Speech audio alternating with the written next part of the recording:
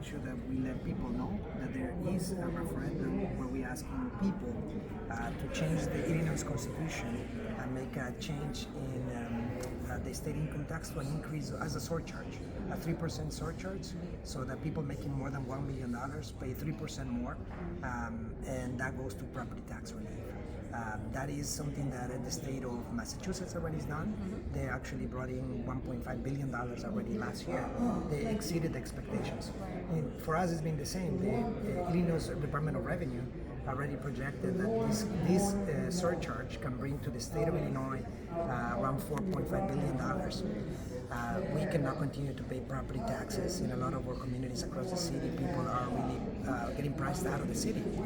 High property taxes, high rents, and we believe that millionaires, people who have the resources, won't be hurt with this 3% surcharge, as opposed to what we're seeing, like a double or triple in property taxes overnight, and people losing their homes or having to be forced out of their communities. So we're going to have former Governor Pat Quinn, who's been working on this referendum for some time. We believe that it is different than the previous referendum. This your agenda, Cjo Lopez? My agenda is Cjo Lopez's agenda is to remove us from the city. Brother, please. From the city. I'm doing this for school. Oh, sorry about So that. Go can you ahead. just No, let me- go ahead. Go ahead.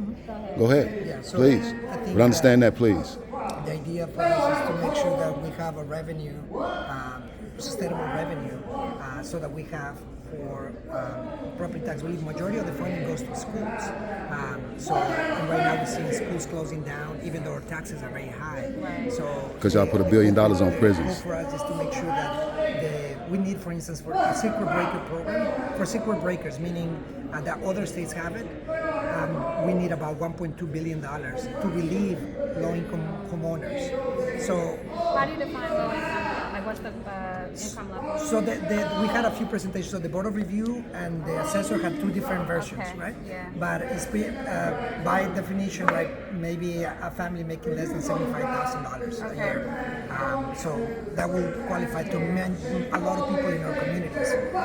So really going to be now. There's different versions that still has to go to the state. There's two different proposals for circuit breaker. One that the assessor is doing. It is like a more modest one for $300 million they're asking, and the Board of Review has another one where it's like a much more. It will benefit more people, right? So, but those are still under review. The state is still have to approve them. But there are programs that already exist in other states that they're not funded.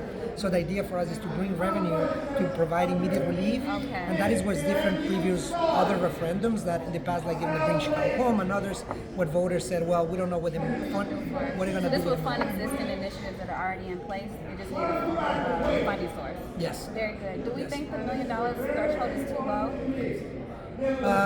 The 3%. Yeah, on $1 million. So I mean, $1 million.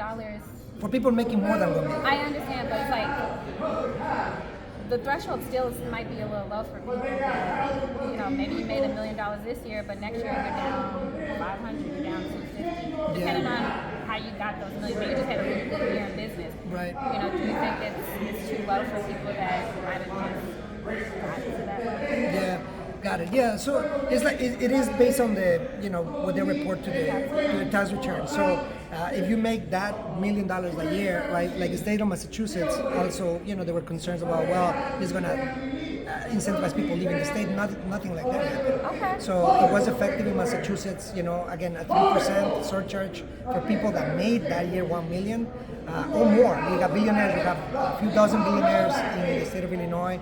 We got we got over 100,000 millionaires that live in the state. So a surcharge won't hurt them, but a property tax increase will hurt a lot of people in our communities. Hurt me. So Mine went up $200 from one quarter to the next. I was like, and and then it went up again. So exactly. So we're just preparing ahead. The state has to act. It's not in the city, but our hope is to bring relief. We believe that there has to be more exemptions also for long-time homeowners and low-income homeowners. People sometimes that lose income or seniors and fixed income. And we believe there are existing programs that they're not funded. So the idea is to make, and the state revenue, the Illinois Department of Revenue projects that this not only will be able to adequately fund these circuit breaker programs, fully fund our schools so that we don't have to, and also fund, creating more housing for people. what's the name of the program? The circuit breaker program. Circuit breaker. Oh, they came in here. They talked about it. They talked about it. Yeah. Oh no, I'll check into it. it's just another way for them to try to get out of that $1 billion deadfall.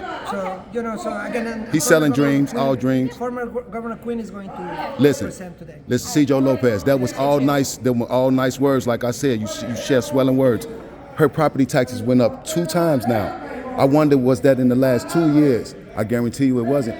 If you ask her when did she get these raises? Will you please ask her when was her property tax increased? Can you ask her that? Ask her. Yeah, the property. Ask her when. Last year, and when, and how much was that?